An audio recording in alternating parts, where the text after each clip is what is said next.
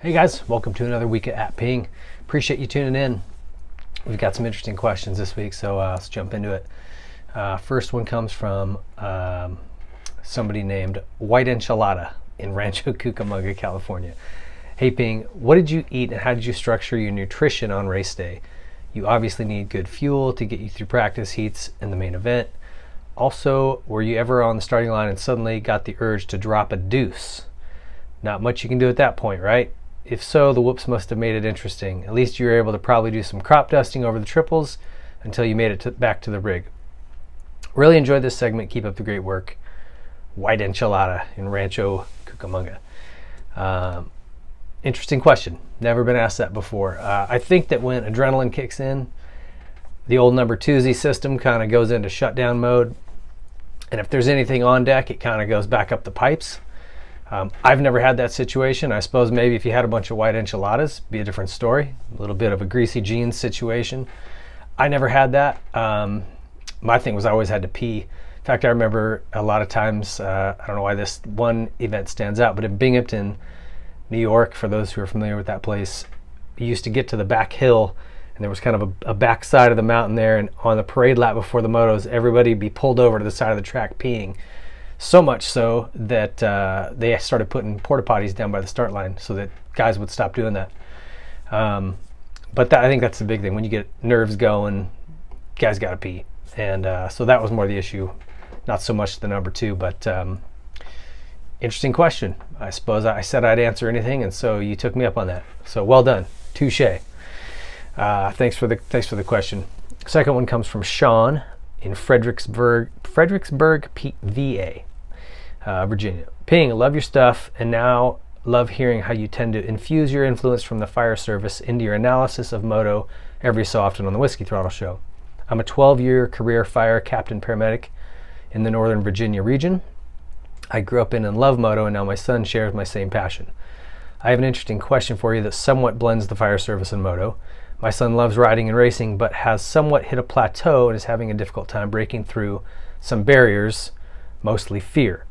I've tried recently to help him through by relating him to difficult, nothing gruesome or inappropriate, things I've experienced in the fire department. He's a smart kid and I think he gets it, but he still struggles. However, have you ever used your fire service experience to help get a point across with your girls or with other moto kids? Am I crazy for doing this? He has surpassed me as far as skill on the bike now, but I'm trying to keep up with current riding trends and skills work in order to help him continue to improve. Thanks for what you do in moto and in the fire service. Keep up the great work on both fronts. Sean, Fredericksburg, Virginia. I don't think I use it. You know, my girls play soccer, and so I don't know that there's a lot of things I can relate to them other than kind of things I learned from racing, which is just determination, getting back up when you get hurt, when you get down, when you have a bad game, a bad race. You know, there's a lot of that general stuff that I think translates across. The fire service for me, you know, the ways I would use that is more to give them a different perspective. You know, they're spoiled rotten, right? I mean, anyone that's living a upper middle class life, until you run some of the calls that we run and see the way some people live, see how unhealthy people are, the choices they're making, that can be a real perspective changer. And so I use that with my kids, but not really anything that relates to their sports. I imagine you could do it with your kid as far as racing goes, but I think what you may be running into here, I don't know how old, you didn't mention how old he was. I know for me, I had some issues with fear and timidness and being hesitant until I started to hit puberty, you know, when it was 13, 14, whatever it was. And when that testosterone starts kicking in, it's a game changer. All of a sudden you're 10 feet tall and bulletproof. I think that's true with a lot of males. So I don't know his age, if he's hit that point yet, but that could help. And the other thing I would say is go get some coaching from a former professional, a reputable coach in the area, because you could be telling him the same thing over and over and over, and it's good advice. He doesn't want to hear it. You're an idiot when he's that age, right? I mean, all kids think that of their dads for a window, both of their parents. They don't know their ass from a hole in the ground, even though you do. I'm not saying you don't. I'm just saying you go get a good coach, quality coach, to tell him what you've been telling him, and he'll listen. And you'll be like, are you kidding me? I've been telling you that for months and months. And he'll be like, whatever, Dad. It's just kids.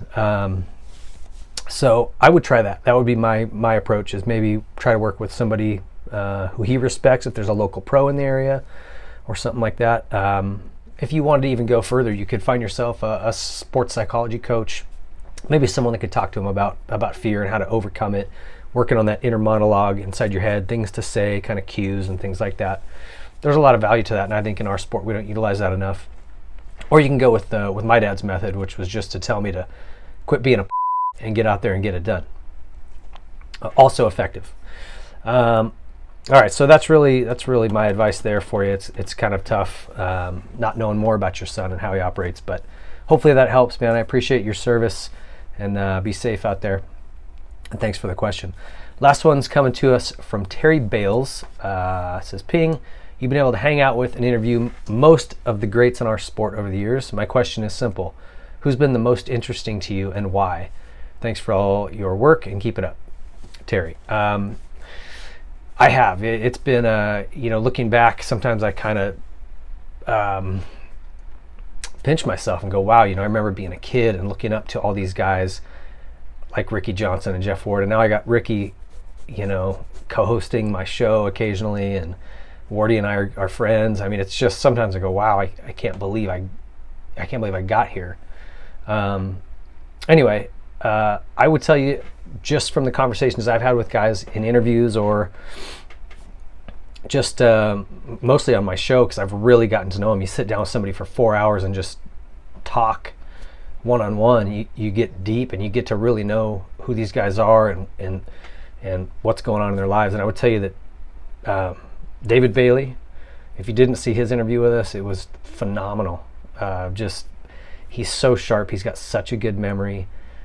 He has such cool perspectives on things, and he was incredible. Roger Decoster, also infinitely interesting.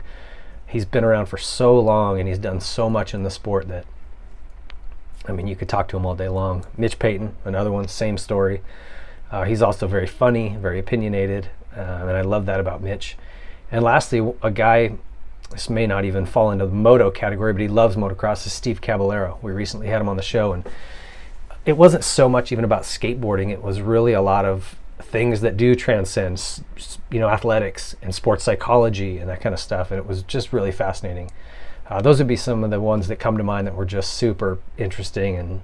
And even for me, I've gone back and watched those again, even though I was the one doing the interview, and I still got more out of it the second time around. So I would suggest those, but we've got a lot of really neat personalities in this sport, and hopefully we get them all on at some point on our show to kind of flush out some of those things that can only come out in an interview that goes that long. So Terry, I appreciate the question. Thank you guys, everybody, for writing in.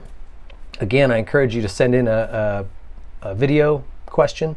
Just take your phone, quick little selfie kind of video, asking whatever question you want, and we'll get you on here and answer it for you. So thanks for tuning in, guys. See you next week.